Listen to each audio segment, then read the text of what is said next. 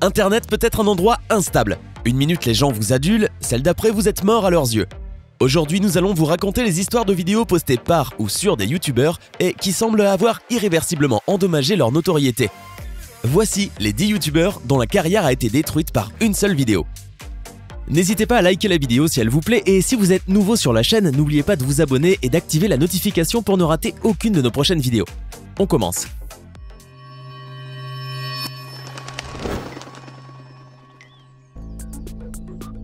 Toby Turner.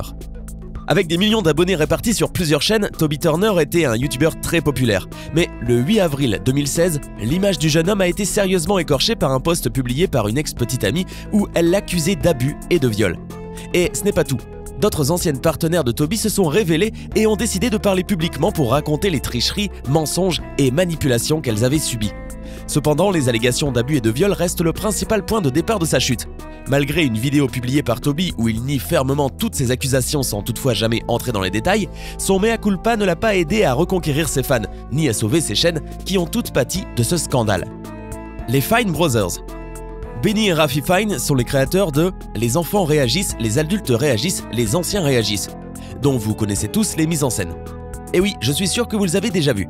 En 2016, ils ont fait une vidéo annonçant leur nouveau projet, Le Monde en réaction.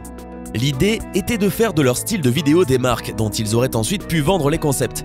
La communauté YouTube n'a pas vraiment aimé cela, y voyant plutôt une tentative des Fine Brothers de s'approprier les vidéos réactions pour que personne d'autre ne puisse les faire. Les deux frères ont alors diffusé une vidéo expliquant que ce n'était pas le cas, mais le mal était déjà fait. Ils ont perdu environ 150 000 abonnés en seulement 2 semaines. La chaîne a réussi à se rétablir, mais ils se sont eux-mêmes éloignés de la caméra. Nicole Arbour. Cette youtubeuse était connue pour ses vidéos drôles et ses sketchs, gagnant des millions d'abonnés et apparaissant en haut des tendances YouTube à plusieurs reprises. Cependant, Nicole causera sa perte à cause d'une seule vidéo sobrement intitulée « Chère personne grosse ». Une vidéo où Nicole parlait de ce qu'elle ressentait à propos des personnes en surpoids et où elle disait qu'en dehors des conditions médicales, ces gens devraient avoir honte de leur poids. Pour cela, vous vous en doutez, elle a reçu beaucoup de réactions négatives. Cependant, l'ultime coup de grâce est venu en janvier 2016, lorsque son ex-petite amie et confrère youtubeur Matthew Santoro a publié une vidéo affirmant qu'elle l'avait abusé émotionnellement et physiquement au cours de leur relation. Depuis, Nicole continue à poster des vidéos, mais la baisse constante de son nombre de vues montre que YouTube n'a pas oublié le scandale. Lefi is here. Durant l'été 2016, la chaîne de commentaires Lefi is here affichait 121 millions de vues chaque mois, jusqu'à ce qu'elle soit prise dans un scandale d'intimidation. Jusqu'alors, son style est agressif et ses commentaires sévères visent essentiellement les petites chaînes YouTube de mauvaise qualité ou encore les enfants. Mais le sujet de ses commentaires passe ensuite des jeux vidéo au potin personnel. Lefi s'en prend finalement à une vidéo de Tommy NC 2010, un jeune garçon qui souffre d'une déficience mentale. En se moquant de lui, le youtubeur critique récolte la fureur de la communauté professionnelle et des téléspectateurs, d'autant plus que les fans de Lefi s'acharneront sur le jeune autiste jusqu'à lui envoyer des dizaines de menaces de mort. Une vidéo de lui en pleurs a ému la toile, poussant Lefi à retirer la vidéo de sa chaîne et à s'excuser sur Twitter. Trop tard, puisque suite à cet incident, le nombre d'abonnés et de vues de Lefi a littéralement chuté, passant de 121 millions à environ 6 millions par mois. Sam Pepper. Sam Pepper était un célèbre youtubeur connu pour ses vidéos marrantes et ses interviews. Un jour, il mit en ligne une vidéo « Mon meilleur ami s'est fait tuer » qui a pratiquement mis fin à toute sa carrière sur YouTube. La vidéo mettait en scène le faux kidnapping de 2 amis, Sam Goldbach et Colby Brock, dans la banlieue de Los Angeles. La vidéo montrait ensuite un toit où ils étaient attachés sur des chaises l'une à côté de l'autre. Avec eux, un homme masqué qui pointait son arme sur la tête de Colby tandis que Sam Goldbach le suppliait de laisser la vie sauve à son ami. Soudain, un coup de feu éclate. Colby s'effondre et Sam fond en larmes et crie de détresse. Une blague qui n'a pas du tout été du goût des spectateurs qui l'ont jugée cruelle et dégoûtante, poussant ainsi Pepper à supprimer toutes les vidéos de sa chaîne. Daddy05. Cette chaîne familiale YouTube connaissait un vrai succès cumulant 750 000 abonnés en seulement moins de 2 ans. Leurs vidéos mettaient en scène leur vie quotidienne et les farces qu'ils se faisaient entre eux. Cody, le plus jeune de la famille, était leur principale cible et leurs farces se déroulaient souvent de l'horrible même façon. Cody se fait accuser de choses qu'il n'a pas faites et ensuite les autres font semblant de se fâcher contre lui. Parfois, le père de famille encourage même ses frères et sœurs à lui donner des coups de pied ou de poing, une violence qui finissait souvent par laisser Cody en pleurs.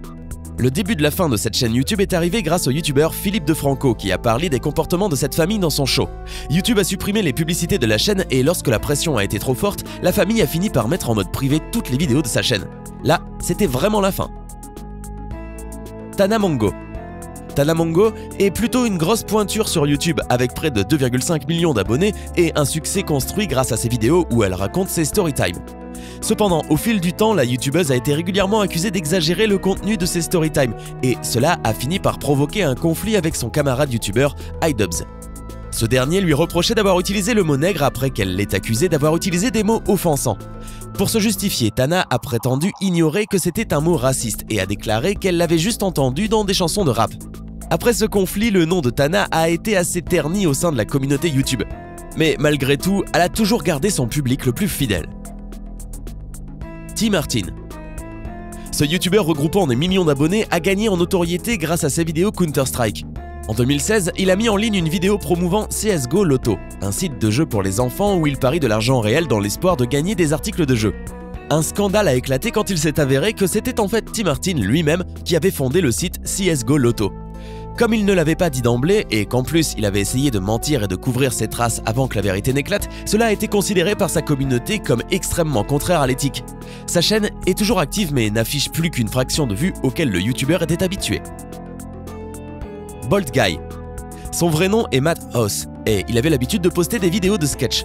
Apparemment pas au goût de tout le monde puisque le célèbre couple de youtubeurs H3H3 a fait un jour une vidéo réaction à ce sujet. Matt Hoss décida de les poursuivre en justice pour infraction au copyright. Et de là a commencé la fameuse plainte contre H3H3 dont certains d'entre vous ont probablement entendu parler. H3H3 finira par gagner le procès. Le contre-coup pour Matt avant, pendant et après le procès sera par contre dévastateur. Malgré sa tentative de retour, il échouera et tombera dans l'oubli. Reset. Ce garçon est d'origine chinoise mais vit en Espagne. Sur sa chaîne YouTube, il faisait des plaisanteries et relevait les défis que ses abonnés lui donnaient. Il est pourtant allé trop loin le jour où il fourra des biscuits Oreo de dentifrice et les donna à un SDF, juste pour se moquer de lui. Après cela, il lui donna 20 € et s'en alla comme si de rien n'était. À cause de cette mauvaise blague, il fut sévèrement critiqué par de nombreuses personnes et dut même se présenter devant un juge pour abus de personnes non protégées. Abel Garcia. Ce youtubeur espagnol est devenu célèbre après avoir posté sur sa chaîne de blagues et de défis une vidéo où il pulvérisait du gaz lacrymogène sur une pizza avant d'ouvrir la boîte à la figure du livreur. Il n'eut que ce qu'il méritait quand la pizza finit par lui retomber dessus. Cette vidéo a été très critiquée sur les réseaux sociaux, poussant même les autorités à enquêter sur Abel. Ce dernier tenta de se justifier en expliquant qu'il s'agissait d'une supercherie et qu'il n'y avait jamais eu de gaz lacrymogène dans la vidéo. Mais malgré tout, sa blague ne plut à personne. Yao Cabrera. Yao Cabrera est un jeune homme qui filme des pranks et les poste sur YouTube. Tout se passait bien pour lui, jusqu'au jour où il publia une vidéo qui agaça des milliers de personnes. En effet, il y affrontait soi-disant un trafiquant de drogue qui proposait sa marchandise en dehors d'une école. À un moment, les choses devinrent incontrôlables et Yao fut poignardé et conduit à l'hôpital. Après un temps, la vérité fut finalement connue. Tout ceci n'était en réalité qu'une blague de mauvais goût. Félix Arvid. Sa célèbre chaîne PewDiePie compte plus de 59 millions d'abonnés, faisant de lui le youtubeur ayant le plus d'abonnés au monde. Bien qu'il ait toujours créé du contenu corrosif, il y a quelques mois il décida d'aller encore plus loin que d'habitude. Sur une vidéo consacrée initialement à Fiverr, il paya 2 personnes pour montrer une affiche qui disait « Mort aux Juifs ». Cette vidéo a évidemment déclenché une énorme vague d'indignation et c'est la raison pour laquelle d'importantes multinationales comme Disney et Google mirent fin à leur relation commerciale avec lui. Quant à Félix, il affirma tout simplement qu'il s'agissait d'une pure blague. Heureusement pour lui, cela n'affecta pas sa chaîne ni son nombre de vues mensuelles. Logan Paul. Star américaine de YouTube depuis 2013, avec ses plus de 16 millions d'abonnés, Logan Paul va pourtant créer un incroyable bad buzz en janvier 2018. En effet, au début de ce mois, il poste une vidéo où il montre une personne qui vient de mourir à Aokigahara, la forêt du suicide au Japon. Comme si ce n'était pas suffisant, il donne en plus l'impression de se moquer de la tragédie devant les caméras. Bien que la vidéo ait rapidement été retirée de la plateforme, c'était trop tard car elle avait déjà été vue par plus de 6 millions de personnes.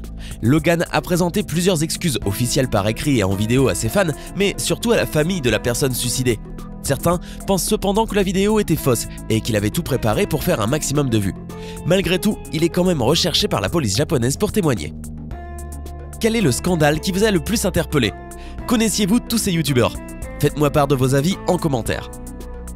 Hey, c'est tout pour aujourd'hui. Si vous avez aimé la vidéo, n'oubliez pas de la liker et de la partager avec vos amis. Et si vous êtes nouveau sur la chaîne, n'oubliez pas de vous abonner et d'activer la notification. Bye bye!